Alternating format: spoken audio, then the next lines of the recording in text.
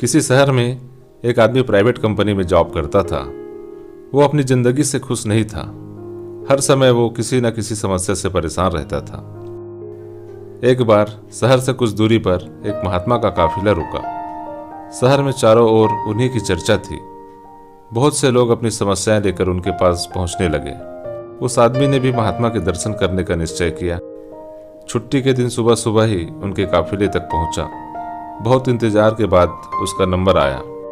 वह बाबा से बोला, बाबा, मैं अपने जीवन से बहुत दुखी हूँ। हर समय समस्याएं मुझे घेरी रहती हैं।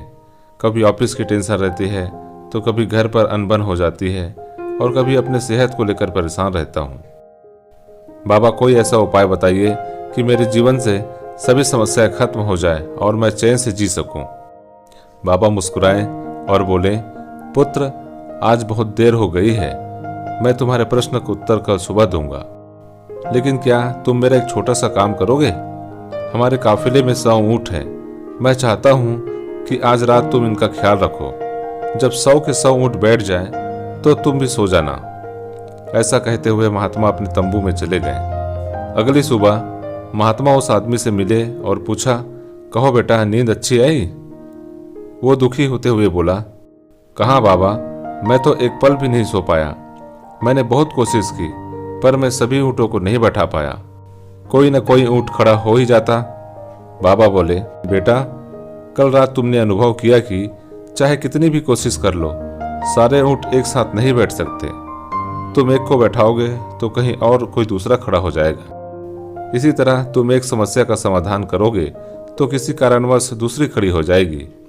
पुत्र, जब तक जीवन है ये समस्याएं तो बनी रहती है, कभी कम तो कभी ज्यादा। तो हमें क्या करना चाहिए? आदमी ने जिज्ञासावश पूछा। इन समस्याओं के बावजूद जीवन का आनंद लेना सीखो। कल रात क्या हुआ? कई ऊँट रात होते होते खुद ही बैठ गए। कई तुमने अपने प्रयास से बैठा दिए। बहुत से ऊँट तुम्हारे प्रयास के बाद भी नहीं बैठे, और बाद में तुमने पाया कि उनमें से कुछ खुद ही बैठ गए। कुछ समझे? समस्याएं भी ऐसी ही होती है।